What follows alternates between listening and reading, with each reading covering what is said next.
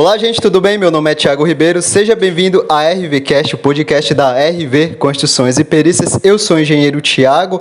Hoje a gente vai gravar o 24º episódio da RVcast. Hoje a gente tem um convidado muito especial que daqui a pouco ele já vai conversar aqui com a gente. Mas primeiro o Igor vai falar aqui. Olá pessoal, tudo bem? Meu nome é Igor, sou engenheiro da RV Construções e Perícias. Seja bem-vindo ao 24º episódio da RVcast, onde nós vamos desvendar os mistérios do BIM. E para isso, nós chamamos o professor arquiteto Alessandro Lopes, né? Foi nosso professor da faculdade de Engenharia Civil, deu algumas matérias para a gente. A gente agradece a sua participação, Alessandro, por aceitar aqui o nosso convite para gravar a RVcast. É uma honra ter o professor aqui. É uma honra. A gente está aproveitando e cobrando as notas que ele deu para a gente. Claro. Então, seja bem-vindo. Muito obrigado. Se apresente aí para o nosso pessoal. Bom, pessoal, obrigado você, Igor, obrigado, Thiago. Realmente muito contente, né, de estar aqui colaborando com vocês e podendo falar desse assunto aí que está crescendo cada dia mais, que eu já falava até na época da faculdade para vocês dele, né? Sim, com certeza. Já tem um tempinho aí que ele está acontecendo. Então, a pessoa que mais falou para a gente sobre BIM foi você, na faculdade.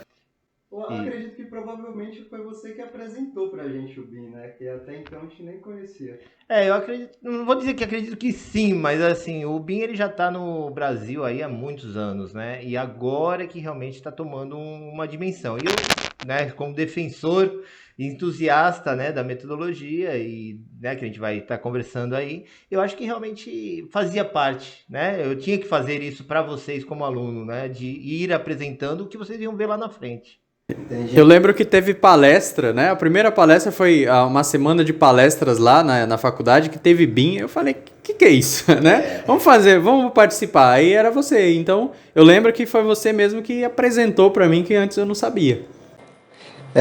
Pode se apresentar mais, professor. Você já chegou falando do BIM, né? Nem se apresentou. Se empolgou um pouquinho apresentar, aí. falar que você... Bom, minha formação ela é bem, vamos dizer assim, retilínea e sinuosa.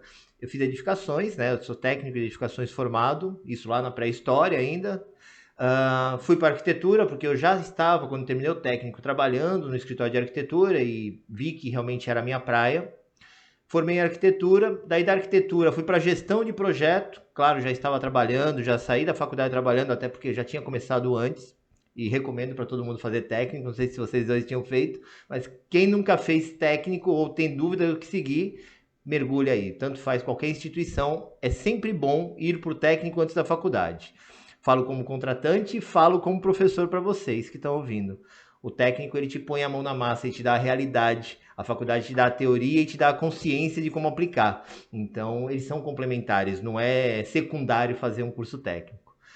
E daí fui fazer gestão de projeto, me apaixonei mais ainda porque eu percebi que dentro das atividades que eu fazia como arquiteto, cabia essa gestão de projeto e aí eu vi a importância realmente disso, de gestão de projeto, terminando o mestrado em Direito Ambiental, por isso que eu falo que ela é retilínea e sinuosa, mas na verdade por conta de sustentabilidade e dentro do Direito Ambiental eu abordo a parte de tecnologia, tanto que a minha dissertação é sobre cidades inteligentes. Então, tecnologia é algo que sempre esteve relacionado a mim, e eu fui caminhando todo esse minha história, né, dentro da construção, dos projetos, mexendo com isso. Só para fazer um link, para vocês terem uma ideia, eu aprendi AutoCAD, né, que é um dos softwares que a gente usa para desenho conhecidos até hoje, em DOS. Caramba! Em DOS. Então estamos falando, o CAD entrou no Brasil em 94, eu comecei a mexer nele em 96. Eu não tava nem pensando em nascer ainda, eu nasci em 98. É isso aí. Então, assim, de lá eu já estava começando a simular os meus 3Ds, tentando entender o que é aquilo. Então, são muitos anos mexendo com tecnologia e sempre fissurado nisso. E hoje, realmente, tudo aquilo que eu sonhava lá atrás, estou vendo os softwares se aproximarem e a molecada mergulhar cada vez mais e entender a importância do uso da tecnologia mesmo, para evitar erros, né? Para amenizar erros, não evitar, mas pelo menos amenizar os erros de projeto, obra e tudo mais. Eu gostei da sua parte que você falou do técnico, começar um técnico antes é bom. Só que a maioria das... Tem gente que chega no final do ensino médio e ainda não sabe muito o que fazer, né? E a pessoa fica tranquila, né? Tem um tempão pela frente ainda, dá pra fazer um técnico que é mais curto e depois iniciar uma faculdade. Eu mesmo iria iniciar um técnico em meio ambiente, porque eu queria fazer meteorologia antes de engenharia civil, nada a ver. E aí eu não pensei no técnico de edificações. Aí depois eu entrei direto na faculdade de engenharia. Mas agora eu tô fazendo um técnico, eu meio que inverti. Tô fazendo um técnico, mas é em transações imobiliárias. É um processo muito normal, viu, Igor? A gente tem vários. Dou aula na ITEC, né? Dou aula numa escola técnica e dou aula no Senac também. E é muito normal você ter pessoas formadas voltando no técnico. Eu tenho um caso bem próximo de um amigo, ele é engenheiro formado, já trabalhando, já tudo isso, e ele sempre teve vontade de aprimorar o lado dele de projeto, que na faculdade de engenharia é uma coisa que passa, né? A engenharia ela é muito mais técnica, muito mais... E projeto é uma coisa que passa bem desapercebido, como passa o cálculo para a arquitetura, né? Passa bem desapercebido. E ele sempre teve sonho de fazer. Ele foi fazer um técnico em desenho da construção civil para aprender projeto. E lá ele aprendeu Revit, SketchUp, cabeça de desenho. Para ele, como engenheiro formado, foi uma realização, porque ele voltou a entender o que ele não aprendeu na faculdade. Então, é válido. Eu fico meio chateado, até porque eu sou filho de técnico, né? De escola técnica, na verdade. Eu fico meio chateado de ver as pessoas subjugando, falando, não, quem faz técnico não vale. Pelo contrário, o técnico ele é um apoio. Tanto faz você estar formado e escolher um técnico para te complementar algo que você não viu ou que gosta mais, ou fazer um técnico, como você mesmo colocou, para experimentar se aquilo é algo que vai te gostar. Porque como ali é intenso, né, em um ano e meio, você sai com um técnico. E ali é intenso, então ali você consegue vivenciar o que a faculdade demora para te mostrar. Exatamente, eu fiz o técnico durante a faculdade, quando eu já estava, acredito, no segundo semestre, aí eu entrei no técnico de edificações. Aliás, no episódio passado está o professor da ETEC, você também, professor da ETEC, e eu vou avisar que está abertas as inscrições do vestibulinho da ETEC, verdade, né? bem lembrado. Até dia 30, se eu não me engano. Então, quem quer fazer um técnico, é uma ótima oportunidade para fazer um técnico de alta qualidade, que realmente a ETEC entrega muita coisa. Você falou do AutoCAD, que você usou lá em 96, e as mudanças do AutoCAD? Teve provavelmente muitas mudanças, né? Então, uma das coisas que hoje em dia poucas pessoas usam, né, até por conta do avanço da tecnologia, mas o AutoCAD, ele já simulava. Nele você já conseguia fazer 3D, você já conseguia criar um protótipo e até renderizar, tá? Com uma qualidade dentro da tecnologia, né? Temos hoje videogames de alta performance e tínhamos videogames de 8 bits, né? Então, o AutoCAD vai nessa mesma linha. A renderização acontecia, mas era uma coisa ainda precária, né? Mas você conseguia colocar luz, conseguia dar uma cara dessa. E ele foi evoluindo conforme as necessidades. Não sei se vocês sabem, mas, por exemplo, o AutoCAD ele surgiu para engenharia mecânica. A história dele, ele foi criado para engenharia mecânica. Só que todo mundo que desenhava à mão entendeu que aquela ferramenta da engenharia mecânica, como outros também, tá? Haviam outros softwares na época, que depois foram sumindo, e ele perpetuou, por ser Brasil, porque a cópia pirata rodou solta, não tem como, e aí a Autodesk usou como inteligência e falou, bom, isso está sendo ruim e bom ao mesmo tempo, porque as pessoas estão conhecendo a marca, e tá aí, estamos em 2021, algo que entrou em 94, e hoje as pessoas até compram licença, ele está mais restrito em outras coisas, mas é uma marca consolidada e um software associado a qualidade de desenho. Então, para quem desenhava na mão, entendeu que era uma ferramenta boa otimizar no computador. E aí todas as áreas pegaram. Nasceu para mecânica, mas a arquitetura pegou, engenharia civil pegou, todo mundo pegou.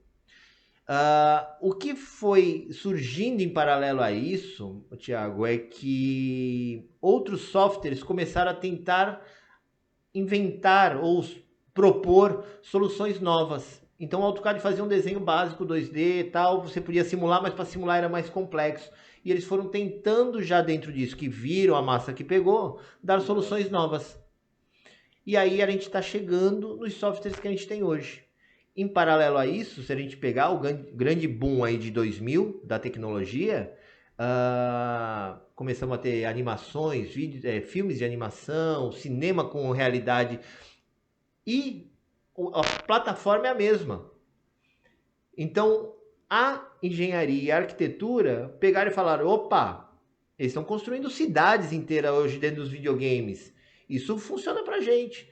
Você joga um jogo qualquer aí, se você jogar no modo controle manual, você trabalha com coordenadas topográficas. Né? Você tem que dar latitude, longitude, enfim. Então, quer dizer, essa cabeça dos jogos entrou dentro da civil, arquitetura, engenharia, mecânica, como ferramenta de trabalho. Então, os softwares evoluíram, começou no AutoCAD, mas você começa a ter outros softwares hoje de licença gratuita ou paga, como o famoso próprio Revit, né, que é da própria desenvolvedora da Autodesk, como um software de apoio para soluções e simulações. Então, realmente houve uma evolução, tá? É válido, não tenho o que dizer, e está cada vez mais, como é que fala, intuitivo, né? Você vê que uma criança hoje pega um celular e brinca. E se você mostra um software tipo SketchUp, Revit, o SketchUp ainda mais do que o Revit, para uma criança que está acostumada a brincar de Minecraft, brincar de qualquer joguinho desse, ela bate o olho e fala, isso eu faço. Mesmo sem conhecimento técnico de engenharia ou arquitetura. Porque ela já joga com algo parecido com o que ela vai ver ali que ela tem que montar. E às vezes para nós, né, um pouco mais de idade, vivência, a gente tem que aprender. Mas para quem já está no game, bate o olho e fala, meu, tá gamificado, isso aqui eu sei fazer. Então, às vezes é muito mais fácil ensinar uma criança de 14, 15 anos a usar um software desse do que os mais velhos. E eu dou, como eu estava comentando aqui, eu dou aula no Senai, no Senac, no Senai, o sistema S é muito S. Eu dou aula no Senai e eu dou aula no curso de desenho, copista e edificações, e a gente fala justamente sobre essa era, que antes era o desenho à mão. Então o pessoal, no curso de desenhista copista, eles vivenciam essa época de desenho à mão. Eles fazem plantas, cortes, vistas, fachadas, tudo em desenho à mão e depois parte para o AutoCAD. E o AutoCAD, ele se tornou meio que uma paixão de quem usa, porque mesmo com o avanço, como você falou, um avanço de outros softwares, criação de outros softwares, o Revit, o outro SketchUp, o TQS, o Eberic, enfim, o AutoCAD ainda continua sendo muito utilizado e as pessoas não conseguem largar o AutoCAD, né? E você falou aí da explosão, do boom da tecnologia. E agora que como você falou do boom da tecnologia, eu queria que você falasse do BIM. O que é esse BIM, né? O BIM, esclarece pro pessoal, é um software, o BIM? Não é? O que é esse famoso Aonde que BIM a gente aí? compra esse BIM? Onde compra? É no Mercado Livre que compra o BIM? Como brinca até um professor, né, lá nosso, que vocês também tiveram aula com ele, com o Borrasque, ele lembra daquela brincadeira do Silvio Santos, 1, 2, 3, BIM. Ele vira pra mim, não, vamos falar de 1, 2, 3, BIM. Na verdade, assim, o BIM, ele tem essa associação com o software por conta dessa história do AutoCAD. O CAD ele foi uma migração do desenho à mão para o computador. E quando surgiram essas evoluções, o Autodesk, de forma inteligente, criou um software que te obriga a desenhar como se desenhava no passado, com sobreposição de folhas. E ela automaticamente já gera um desenho compatibilizado, tá? Então, para as pessoas de uma forma geral, entenderam que o Revit era o substituto do AutoCAD. E não que era uma nova plataforma de desenho, né? E isso gerou essa confusão, porque ele veio junto com a história do BIM.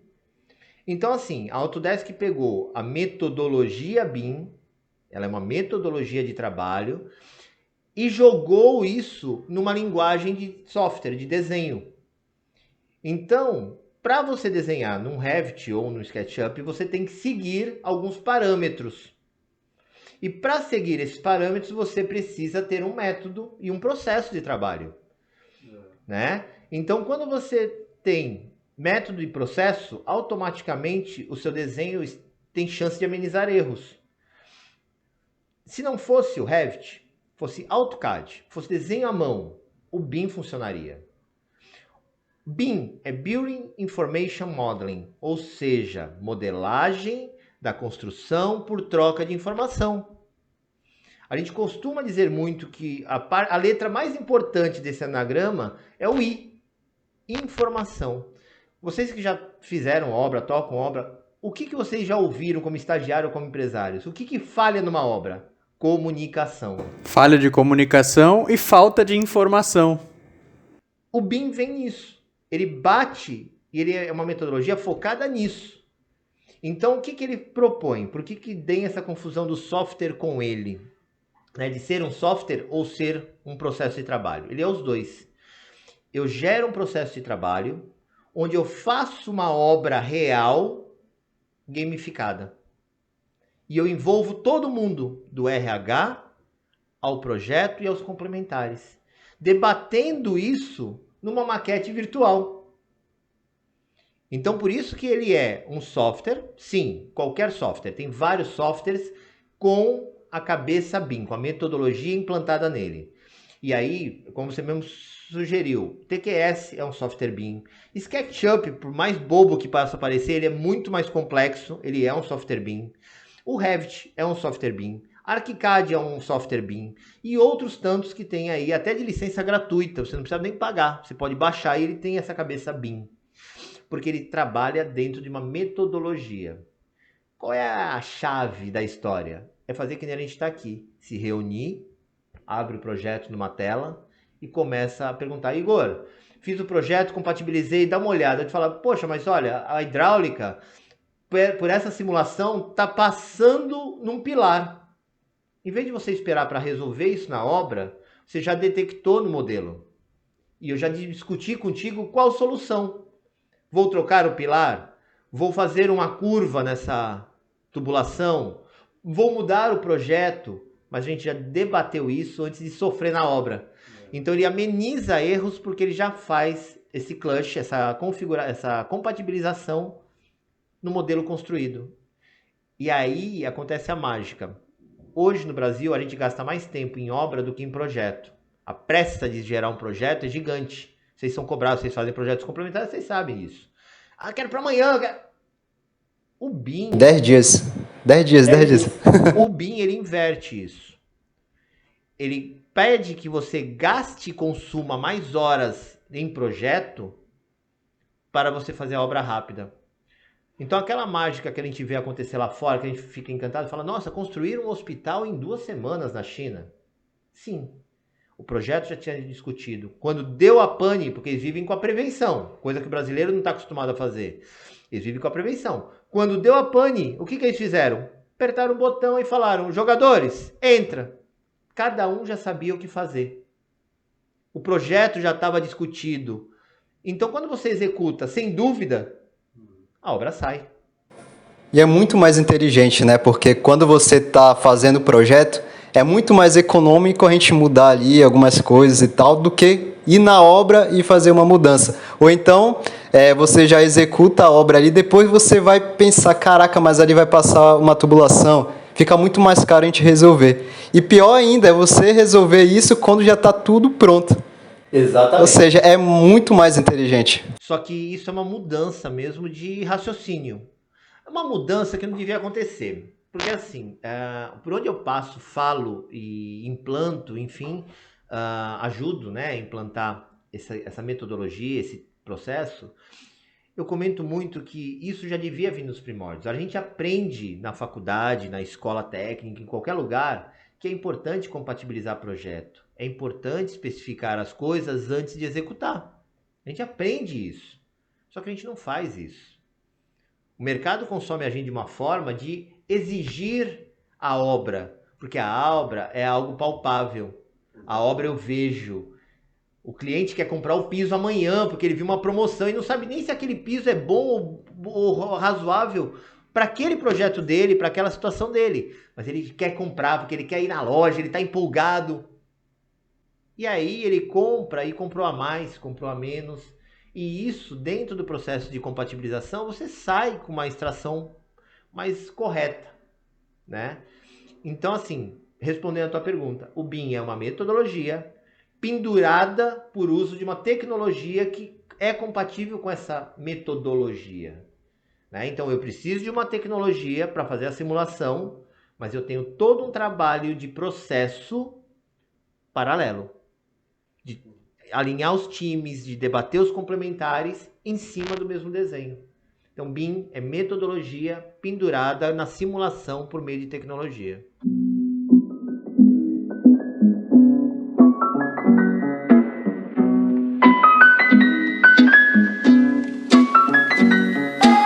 A gente já ouviu muito os clientes falarem, mas se não for fazer a obra, não for fazer a reforma, a gente nem quer fazer projetos, porque o projeto é só, não é uma coisa que eu vou ver, não vai mudar muito, né?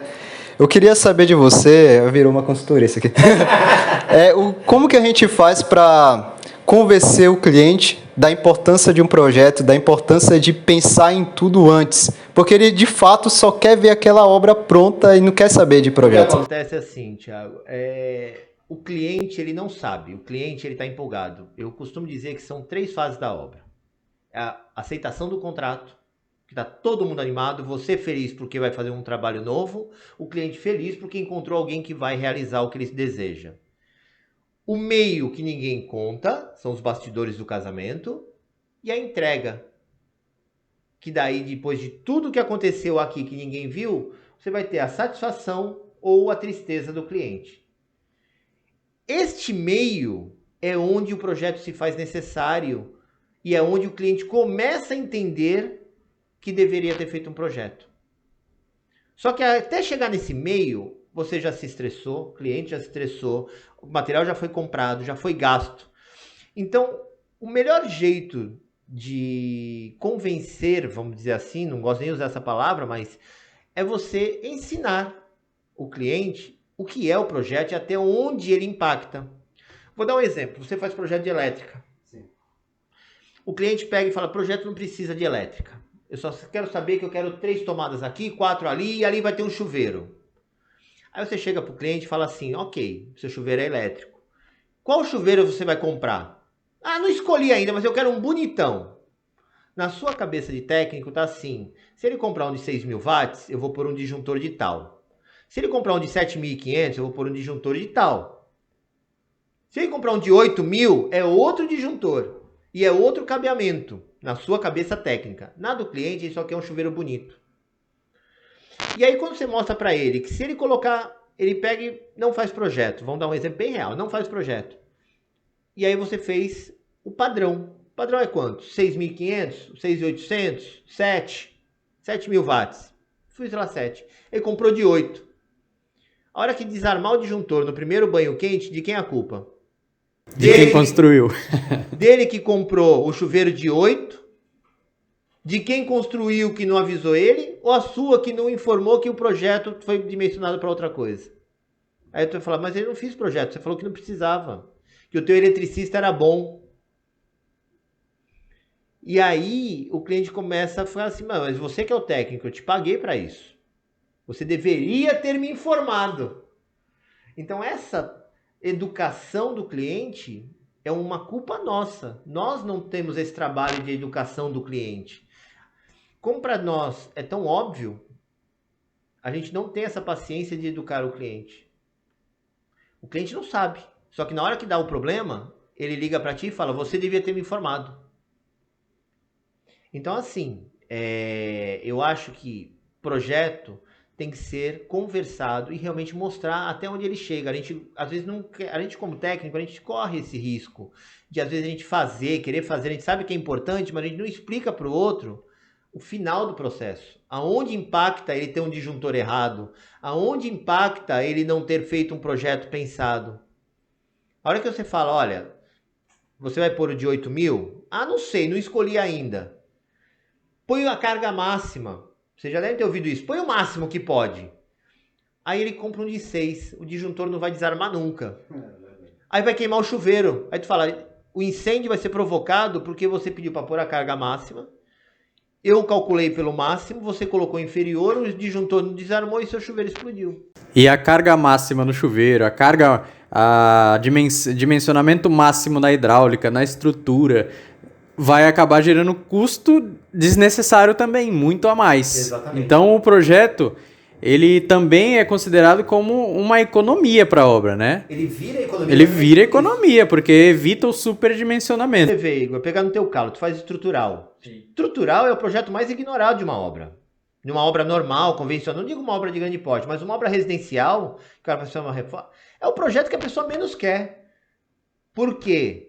O empreiteiro falou para ela que ele já fez não sei quantos açougues, tantos galpões, que ele comprou umas vigas metálicas lá no Ferro Velho. E nunca caiu. E aí, entre comprar 10 vigas metálicas e comprar barra calculada por um projeto, pode dar certo? Pode. Tá aí. Mas também pode dar problema. E na hora que der problema, ninguém vai lembrar do empreiteiro. E nem que o colapso foi causado pela viga metálica que ele colocou. Não, mas eu coloquei a viga para suportar. Sim, mas como você colocou? Essa carga está descarregando aonde? Ah, sobre uma parede de tijolo. Opa! Ah, mas segurou uma casa, não vai segurar uma lajezinha? São coisas distintas, você sabe disso. Então, esse explicar é um trabalho difícil e árduo. E poucas pessoas fazem isso. E a importância do projeto, ela já era iminente. Né? Ter um projeto, faça um projeto aqui, começa um projeto de estruturas, um projeto de fundações, entra para instalações elétrica e hidráulica, e aí fica um projeto separado do outro. E aí é onde entra, mais importante ainda, fazer a compatibilização desses projetos. É mais importante ainda do que fazer os projetos separados. Ficou claro como é BIM? Exatamente, entra o BIM. Ele não precisa ser um software de simulação. Se você, no seu escritório, criar o hábito de debater antes de executar, você já tem 50% dele encaminhado. Você já está meio que implantando o BIM. O BIM, que é a parte mais difícil. Essa mudança, essa cultura de debater antes de colocar. Então eu nem posso dizer assim que o AutoCAD ele não faz parte do BIM. Ele pode fazer. Ele pode fazer. Se você fizer toda essa compatibilização, conversar, debater sobre ele, fazer... Até um projeto no papel, então a gente pode... Antigamente, eu costumo comparar muito isso. Antigamente, o projeto no papel, ele dava menos erro na obra do que o projeto no CAD. Sabe por quê? Porque primeiro que ele era compatibilizado. Eu fazia a elétrica, eu fazia a arquitetura, eu mandava para você as minhas folhas, porque era uma cópia só, né? Eu não fazia várias cópias, que nem hoje em dia a gente faz. Fazia a minha cópia, eu te mandava, você colocava na sua prancheta, colocava a sua folha por cima e redesenhava em cima da minha base de arquitetura. Para não ter que fazer tudo de novo, colocava o papel embaixo e fazia o projeto por cima. E aí ficava compatibilizado. E aí você pegava a arquitetura e a elétrica e mandava para o estrutural. Ou mandava a arquitetura para o estrutural, fazia o lançamento dos pilares, mandava a arquitetura estrutural para o elétrico e hidráulico, que fazia em cima dessas bases os outros. Então a gente já fazia uma compatibilização porque era trabalhoso. O AutoCAD facilitou. Só que daí cada um fez do seu jeito, até com a mesma base, mas cada um soltou, e jogou para o gerente de implantação a função de compatibilizar as informações. E aí tu imagina o cara ter que olhar a obra e compatibilizar projeto. E aí o BIM vem nisso. O BIM, quando entra o Revit ou o CAD, ArchiCAD, TQS, vem com essa cabeça, o que eles fazem? Eles criaram uma extensão de comunicação com todos os softwares, tá? Chamada IFC. Então, você pega esse IFC, que é o projeto base, manda para o outro projetista, ele trabalha nesse mesmo base. E aí ele lança as coisas deles. Quando todos os complementares estão lançados, você tem um software que faz a análise de interferências. Essa análise de interferências te gera um relatório. E aí você vai e discute aqueles pontos. Então aquilo que a gente não via a olho nu, hoje o computador pega tudo isso e gera essa informação. Que software é esse? Pode ser o próprio Revit? O Revit ele tem um desdobramento, mas tem outros que fazem isso também. Tá? Um software próprio para Para fazer isso, para detectar interferências. Então é por isso que falam que o AutoCAD ele não faz parte do BIM, porque ele não tem esse IFC dentro dele. Exatamente. E aí o Revit já tem. Exatamente. A extensão O lá. Revit, o Arcad, o TQS. Hoje, quem mais pratica BIM são os engenheiros estruturais. Porque para você fazer um projeto estrutural, hoje você já simula, né, carga, tudo dentro de um software tridimensional. Então, por conta disso, o engenheiro estrutural ele já é um cara BIM. Ele já simula em Revit, em TQS, em Eberic, em qualquer um. O próprio Revit faz análise de pontos críticos. Ele calcula a distribuição da armadura dentro do concreto. É só você dar os parâmetros para ele. Então, assim, BIM é um processo de trabalho, dá para fazer com qualquer situação ou processo, a cabeça pensante. Para simular e realmente você falar que você está implantado BIM, você precisa de um software de simulação, onde você vai gerar parâmetros para extrair informações corretas.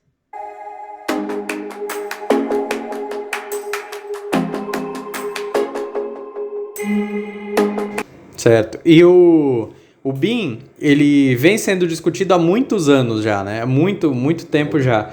Só que agora, hoje, né? Ele está sendo colocado em prática na sua visão, na sua experiência, com o que você está trabalhando agora, dando aula. Ele já está sendo colocado em prática ou ainda tem uma certa dificuldade? O pessoal ainda está em marcha lenta ainda? Então, tem das duas pontas, Igor. Se a gente olhar mundo, temos vizinhos aqui, Chile, coisas que já trabalham com BIM há muito tempo, tá? Se a gente focar em Brasil, aconteceu um erro que foi benéfico para o BIM. Em 2018, o Estado Sul, ele criou um sistema dele para trabalhar já em BIM. Então, hoje, as obras do Sul, arrisco dizer que quase 80%, né, começou no Paraná, mas hoje a região toda já absorveu. Obras públicas e particulares já são analisadas e executadas dentro da metodologia BIM. Escritórios pequenos e escritórios grandes. Tá? E eles criaram um manual BIM. Tá? Então, se você entrar aí no site BIM Paraná, você vai ver lá que tem todo o processo de como eles construíram e você pode até baixar o manual deles. Isso em 2018. Em 2018, o então presidente Michel Temer assinou um decreto que o Brasil deveria estar em BIM. No mesmo ano que o Paraná validou a cartilha dele, o Michel Temer validou que o Brasil tinha que ter um calendário de uso do BIM, de implantação, metodologia, treinamentos do BIM. Esse calendário foi revisto em 2020, agora pelo Bolsonaro. Então ele está agora como decreto federal mesmo, já tem norma técnica para uso e implantação dele, e os estados estão caminhando para isso. Tem norma técnica vigente já? Tem norma técnica, é 2019 a norma técnica, uma BNT. Não vou lembrar agora o número dela, mas tem uma norma, você pode jogar norma técnica BIM, ela tem 5 parágrafos, né, separados, né, 5 capítulos dela, né, desdobramento dela. Então, uma é para falar como tem que ser entregue o desenho, a outra como é que tem que ser trabalhado os orçamentos, e assim vai. Então, já existe uma norma técnica. E aonde que está o erro benéfico? O grito saiu da seguinte forma, que a partir de 2022, 2021, o Brasil tinha que estar 100% em BIM. Só que isso não é de toda a verdade. Já está chegando em dezembro. Então, 2021 era o término da primeira fase do calendário para obras públicas, e não são todas as obras públicas. Então, era para que as prefeituras e os governos se preparassem para criar um manual, para soltar os editais para obras públicas, para empresas que soubessem trabalhar dentro dessa metodologia. E aí, vou até te fazer uma pergunta. Olha como é inteligente isso. A gente não está falando de processos e métodos. O Brasil não tem medo, né? Os profissionais, não vou aprender isso, é mais uma coisa para aprender.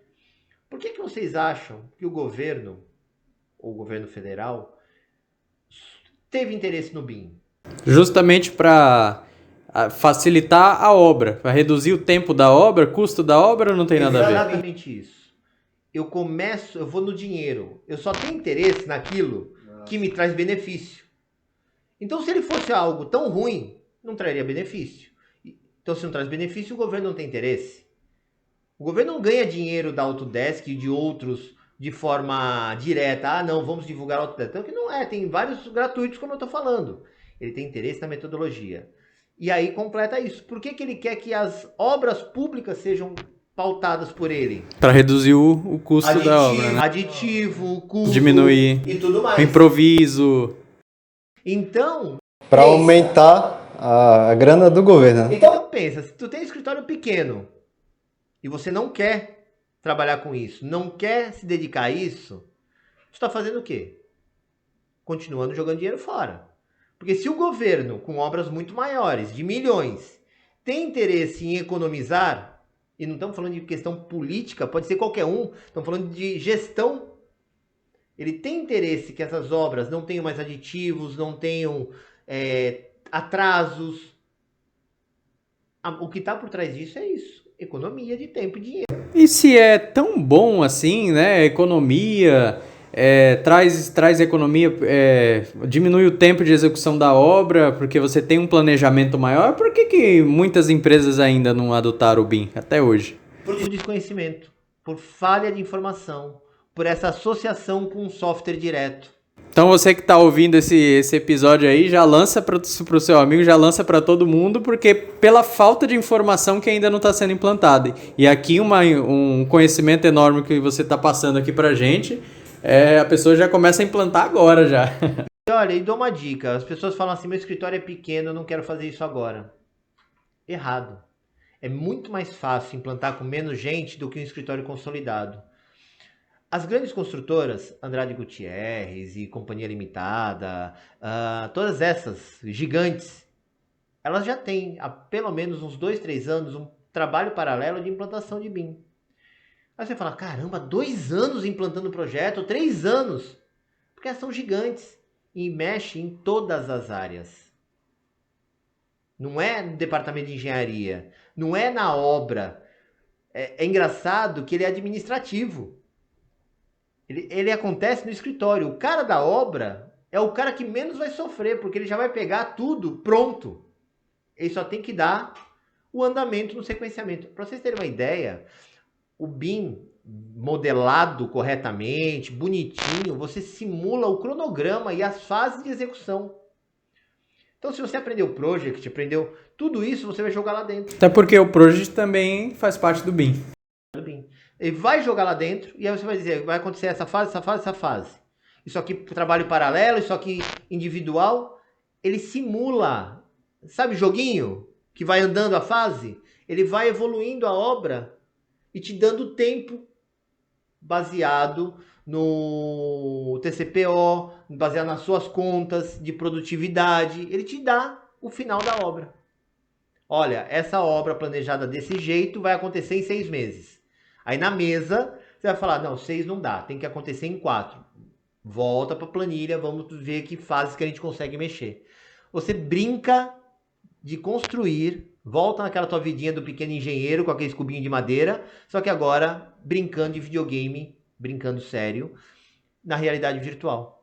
Eu acho que o brasileiro tem muito medo do novo, né? Eu acho que é mais por isso, né? Eles já estão acostumados a fazer no AutoCAD e tal, usar aquelas plantas, aí quando vem uma nova metodologia, eles, não... Que não é nova, Thiago, você vê que não é nova. Não é nova, exatamente. A metodologia sempre teve lá, você aprendeu TCPO, produtividade, você aprendeu Project, você aprendeu compatibilização de projeto, você aprendeu gestão. A metodologia sempre existiu. Deram o nome de BIM, legal, deram um nome para ela, mas podia se chamar, sei lá, Zé, Alfredo, qualquer nome. Ela sempre esteve lá, só juntaram tudo isso e falaram, vamos construir sem construir? Como é que a gente faz para construir sem pôr um prego na obra? Hoje, com tecnologia, você constrói. E constrói mesmo, né? Com realidade aumentada, você põe em cima da mesa, faz a fase da obra. Eu acho engraçado que, como o Thiago comentou, o brasileiro tem medo do novo, né? E eu acho muito engraçado que o brasileiro só faz alguma coisa se é obrigatório. Você é professor mesmo, você sabe, né? O aluno, ele só vai fazer aquela atividade se for obrigatório, se der nota. Agora, se não for, não vou fazer, não é obrigatório, passa pra trás. E quando o cara faz, ainda tira 7 ainda. Aí... Porque não fez todas, tá vendo? Ainda tiro 7, minha menor nota da faculdade foi Tá vendo justamente... que orgulho? Completando o que você tinha perguntado, né? Então, assim, não é que as empresas não estão fazendo. As empresas estão aprendendo. É um processo de maturação, é demorado. Fico contente de ver vários ex-alunos estarem já evoluindo nessa questão de gestão ligada à informatização. Fico preocupado, como a gente até conversou antes, das instituições. Falei isso agora na semana de Engenharia do Santa ainda, que eu fui convidado para falar sobre Indústria 4.0 e todas as coisas, não tem como não passar pelo BIM. Das instituições não estarem, não vou dizer de olho tão, porque estão abrindo espaço para fala, mas de tentar implantar isso dentro da grade. E implantar na grade não é ter uma disciplina de BIM, é ensinar a pensar com essa cabeça de compatibilização, de pré-especificação, de diálogo. Então, hoje, existem vários estudos, e há pouco tempo eu até fiz um workshop, onde eu participei junto com a galera do CEBIM, que é a Câmara Nacional BIM, falando disso, da implantação dela na educação. Você não precisa alterar a grade do MEC. Basta que, na disciplina de projeto, você ensine a pessoa a trabalhar com essa cabeça. Na disciplina de estrutura, quando for ensinar o software de simulação, explica onde ele chega. Faz uma aula. Você não perde conteúdo, você não atrasa o conteúdo programático do semestre se você gastar um dia para falar.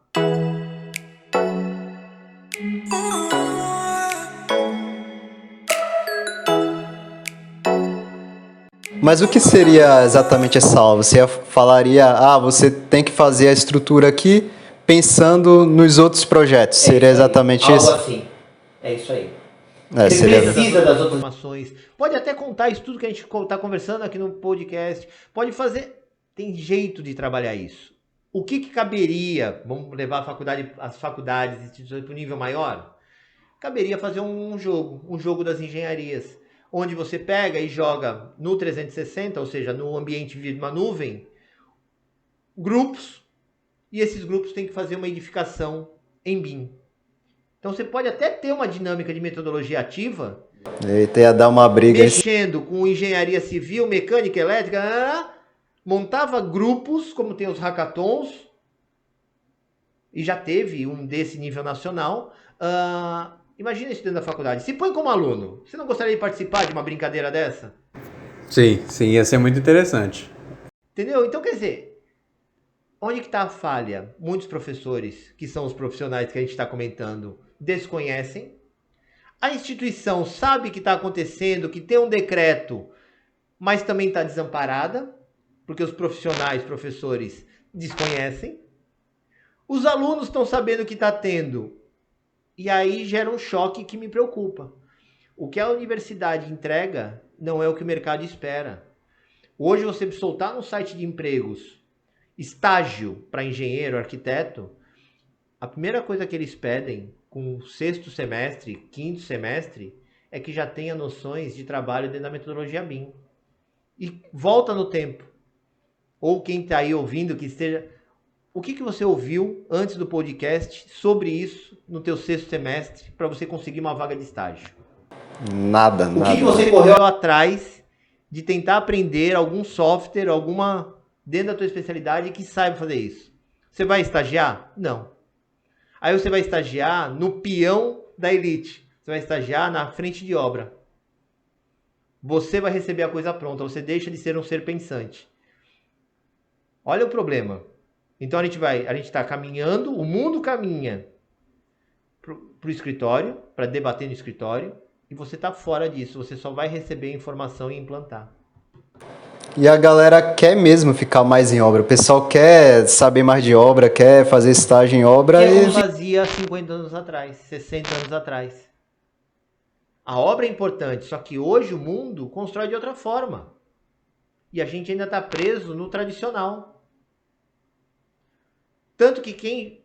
Volta a falar. Por que você acha que os grandes estão preocupados em fazer que isso aqui aconteça? Por que um governo gera um decreto? Porque dá menos prejuízo, porque é mais inteligente. É o correto a se fazer antes de executar. É só levantar as estatísticas aí de quantas obras paradas o Brasil teve. Já foi matéria de Fantástico isso. E com o BIM você ameniza isso. Porque ela não vai nem ser implantada. Enquanto ela está no projeto, debatendo, você não gastou dinheiro de obra pública, dinheiro público, para deixar um museu parado.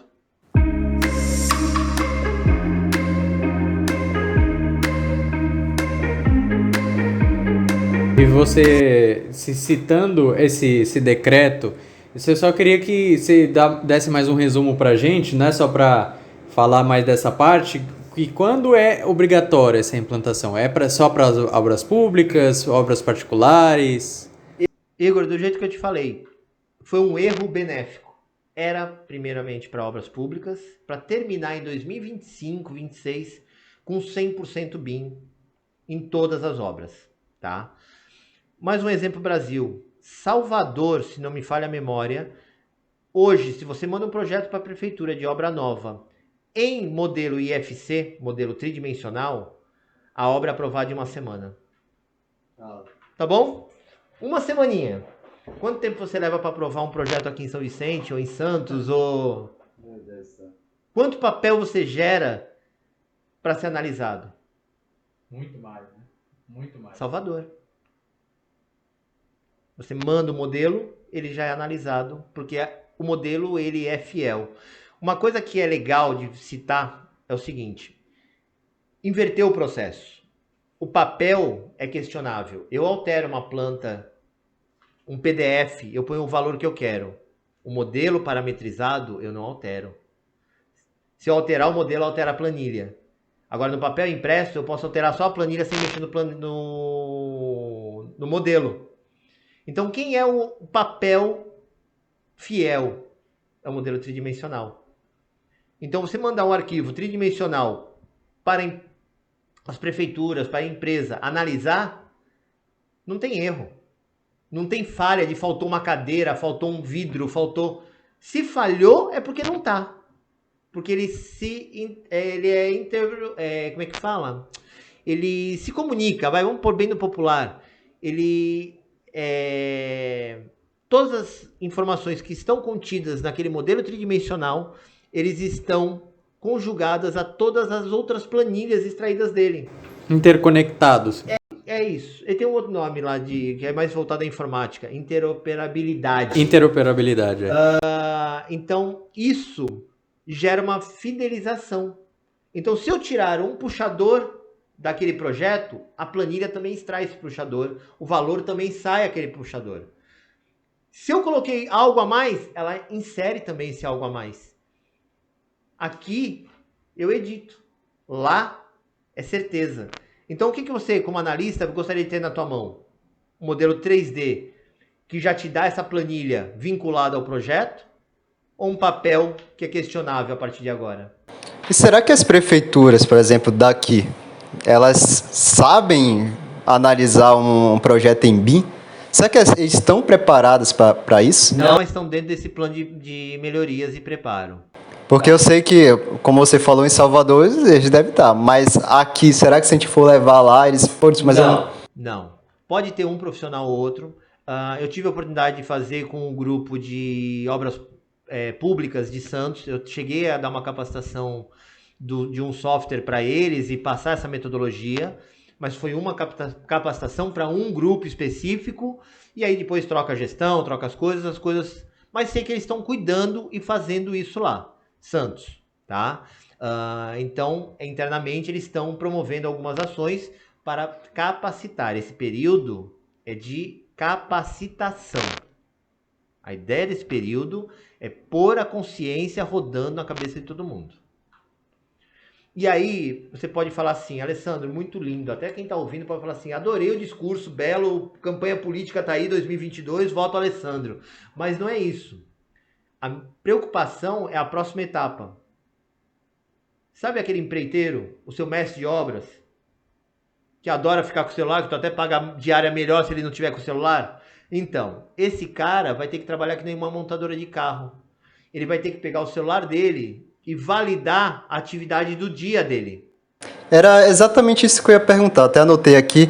Como que a gente vai levar, a gente discutiu tudo aqui, os projetos e tal, perfeito, tá tudo certo. Como que a gente vai levar isso agora para a obra? Vai ser no papel ainda? Como que a gente vai levar tudo isso que foi discutido? É isso aí, Thiago. A gente vai levar nas duas situações. Vai levar papel e vai levar tablet. Tá? Quantos componentes, vamos fazer uma analogia bem legal. Quantos componentes você acha que tem num carro? Putz, tem muito. E numa obra? Mais ainda. Mais ou menos do que um carro? Em uma obra, acredito que mais. Menos. O que tem na obra de elementos? Estrutura, pilar, viga, daí só vai trocar a tecnologia. Você tem vedações, você tem acabamentos. Sabe quando você tem no carro? Só no motor deve ter pelo menos o que? Uns 500 itens. Você tem pistão, você tem não sei o que, você tem... Mas tudo bem, vamos fazer motor. Aí você tem a parte de ignição, né? De manuseio, né? De marchas, tal, câmbio. Você tem as rodas. Você tem a carenagem externa, você tem a montagem externa de estofamento, você tem regulagem, você tem refrigeração. Por baixo deve ter aí, se a gente explodir um carro, uns 2.000 itens. E na obra não deve chegar a 1.000 itens. Uma obra explodida e um carro explodido, o carro tem muito mais. Só que o carro trabalha em linha de produção. E se vocês já viram aí montadoras, como é que eles funcionam? O cara é contratado para apertar o parafuso da roda direita. E do outro lado é o cara que foi contratado para apertar o parafuso da roda esquerda. E aquele cara que fez o parafuso da roda direita, ele põe lá, parafuso feito, e dá uma validação. Hoje em dia, em algumas montadoras maiores, até no smartwatch, ele abre o smartwatch dele, roda a parafusada. Esse carro passa para o outro cara que vai verificar o parafuso desse cara. E ele fala, parafuso ok, e segue. Isso é linha de produção. Construção civil é uma indústria, não é? Sim. Não foi assim que vocês aprenderam? Indústria da construção civil não é o que se fala? Que procedimento industrial que ela tem? Procedimento. Procedimento industrial. Ela é construída em linha de produção? Nenhum, né? Não. Mas você fez cronograma. Você planificou ela, você fez um projeto. Por que ela não tem linha de produção? E aí vai a tua pergunta. Como é que eu preparo esse cara da construção? Porque eu calculei lá que vai 2 centímetros de massa de emboço no computador, que extraiu para a planilha e que já me gerou o quantitativo de material que, se eu consumir 2 centímetros naquelas superfícies todas que eu vou cobrir, eu vou gastar tanto e vou consumir tanto. Chega na obra, não tem controle. O cara não sabe usar isso. O cara vai dar 3. Tu conferiu? Ele vai pôr lá no checklist dele. Massa do quarto 1, ok. O mestre olhou e falou, massa ok. Alguém conferiu a espessura? Não. Não. Aí ele vai chegar no meio da obra e falar assim, essa planilha não serve de nada. Não cheguei na metade da obra, gastei o dobro de material. Quem errou? Foi o projeto? Foi a compra? Foi o cara que fez o reboco? Quem errou? O processo foi por água abaixo. Entendi.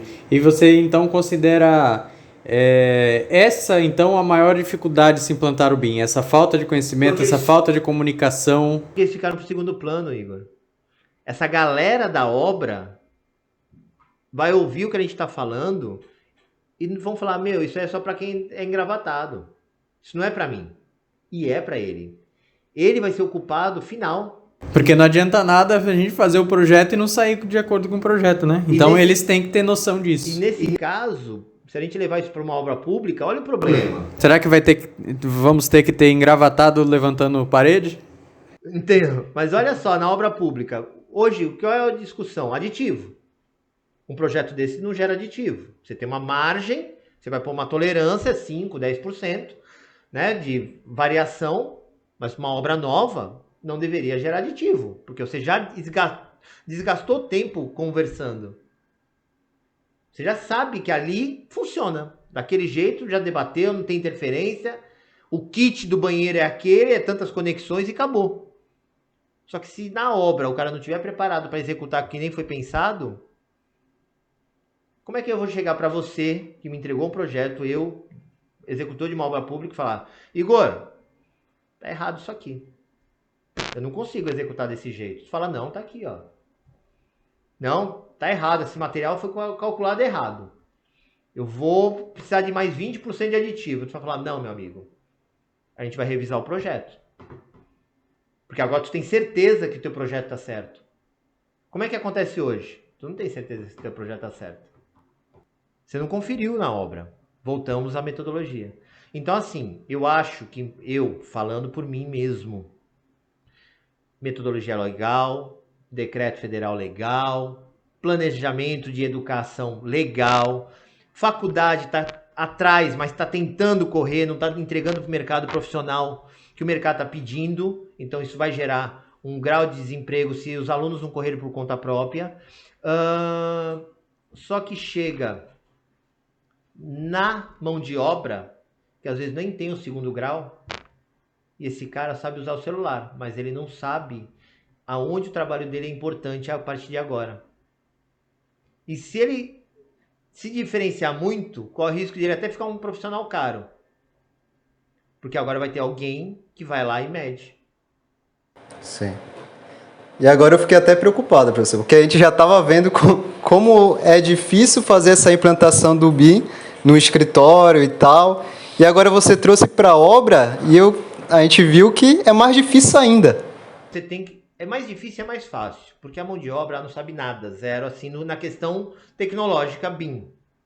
Se você sentar com um grupo e começar a explicar para essas pessoas como é que eles têm que trabalhar, olha, a partir de agora, quando você fizer o banheiro, colocou o revestimento, você vai vir aqui no seu celular, nesse aplicativo e fazer banheiro da unidade tal, ok.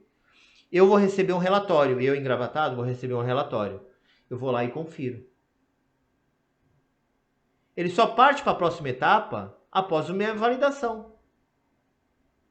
Vamos falar de tecnologia um pouquinho? Vocês já ouviram falar de blockchain? Sim. É isso. Preciso de certificações, preciso de validação. Então a obra vai andar cada vez mais com tablet e celular e os profissionais vão ter que ser educados para validar as informações de cada etapa construída. Chegamos no procedimento industrial da linha de produção. E aí é uma maravilha, né? Chegamos no paraíso se a gente conseguir fazer tudo isso aí.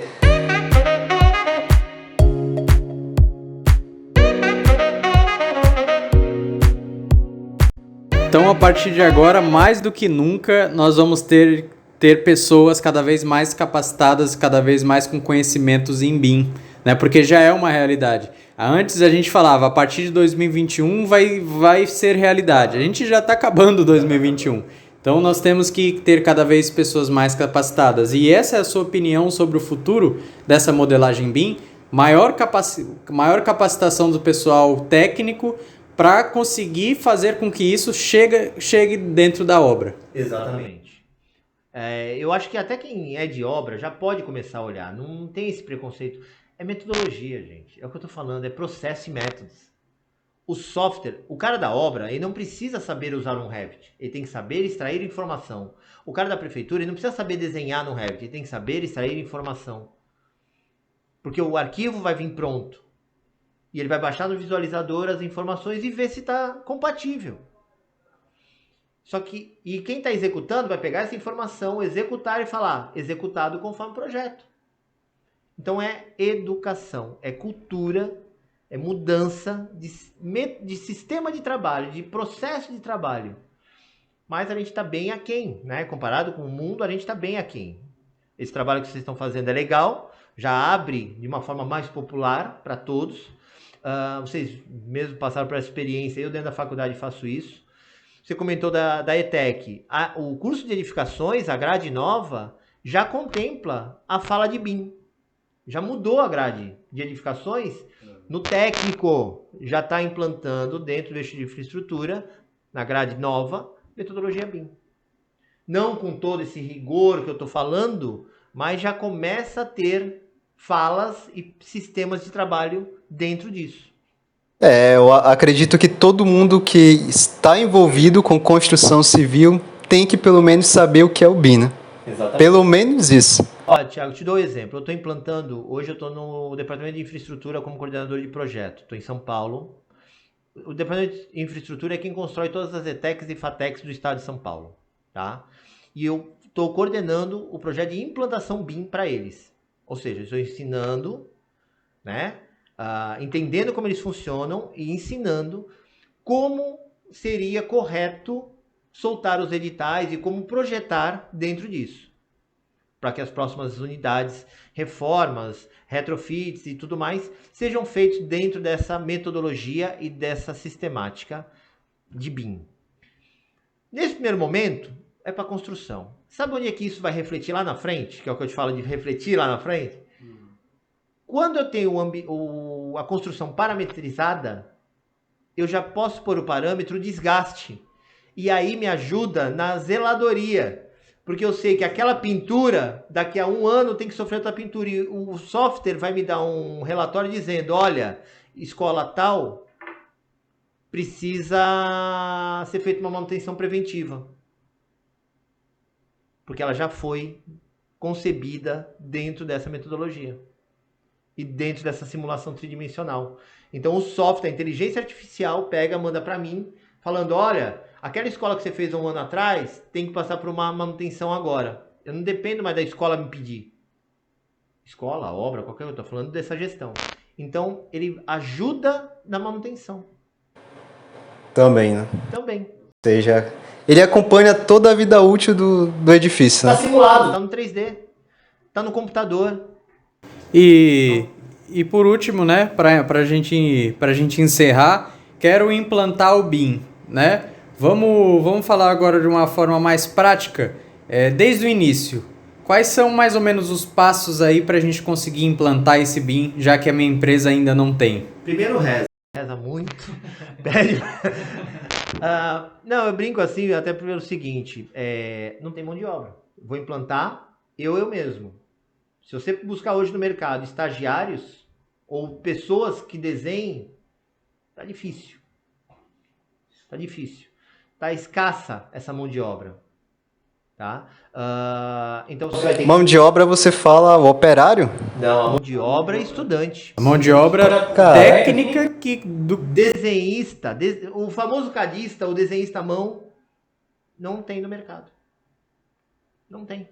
Para complementares, para você ter uma ideia, hoje deve ter, no estado de São Paulo, acho que umas 10 empresas que fazem projetos complementares dentro da metodologia BIM. 10 no estado. Caraca. Então tem que rezar. Então esse é o segredo da implantação do Quem que BIM. está à frente? Volto a falar, engenheiro estrutural. Por conta do software deles, já tá. Já posso começar a me achar aqui. Tu já pode se achar aí. Porque ele já gera em 3D. E aí, para os arquitetos que trabalham com Sketch, perfeito. Você vai mandar um arquivo IFC, pode olhar lá, que ele exporta como IFC. Ele pega, joga isso no SketchUp dele, ou ele pega o SketchUp dele, gera um IFC, manda para você, e você calcula a tua estrutura no SketchUp. No teu software. Então, assim, todo mundo já está meio inserido. Então, como você perguntou, como é que eu implanto? Primeiro, organiza seu escritório dentro de como você quer. Como é que vai funcionar esse canal de comunicação? Tá? Aí você começa a ler o software e ver que tipo de nível de extração que você quer e de detalhamento. Dentro do BIM, eles têm os LODs, que são os níveis de desenvolvimento do projeto, do objeto. Ou seja, o nível de detalhamento. Quanto mais detalhado, mais informação tem. Quanto menos detalhado, menos informação tem. E você vai de 100 a 500. Né? 100, 200, 300, 500. 400, 500. E aí você escolheu o teu nível de detalhamento e aí tu segue aquela linha. o quanto você vai fornecer de informação e o quanto você vai extrair de informação. Então, o primeiro passo é criar essa comunicação. Como vai comunicar? Quem são meus parceiros de projeto? O Igor faz para mim, o escritório do Igor faz para mim os complementares. Igor, a partir de agora eu vou te gerar este arquivo com essa cara. É o suficiente para você? Tu vai falar, não, põe mais isso para mim que já me ajuda nesse cálculo. Aí eu vou, altero meu LOD e ponho um nível pouco mais para te atender. E aí, em cima daquela informação que tu recebe, tu faz. Tá? O que é legal do BIM, sendo bem agora um biguista, é que ele redemocratiza a hierarquia. Ele volta com o arquiteto sendo líder de projeto, porque nada sai sem o projeto inicial, o projeto arquitetônico. Você precisa do meu projeto para você soltar o resto. Então o arquiteto é o Ele é o ponto-chave. cara que tem que fazer o 3D. Então, pensando bem, o BIM não é tão bom assim. Ele tem que fazer o 3D. Tem que partir dele para soltar os outros. Problema. Porque o arquiteto, ele é criativo. E ele não costuma escolher o material que vai ser feito antes da criação. Ele cria. Ele otimiza. Mas eu não sei se é Ciporex, se é tijolo ecológico, eu não sei. Eu sei que vai ser com aquela cara. E você, como projetista complementar, sabe que isso é importante, porque tem pesos próprios diferentes. Então, assim, para os arquitetos não precisa ter medo. Você cria uma organização para conceituação e depois, quando você definir o material, você vai lá e altera o parâmetro dessa conceituação para executivo. E aí todo o projeto automatizado já se modifica com o executivo, com aquele material que você escolheu. E aí eu mando para ti, já o material certo. Não fica muito mais fácil para tu simular a tua estrutura? Bem mais fácil. Do que no chute? Exatamente. Você já falou todos os passos? Primeiro passo, organizar. O resto é escolher o software que você quer trabalhar. E mãos à obra. Mãos à obra. E aí não precisa nem rezar, mas já tá tudo O certo. estagiário ainda vai precisar.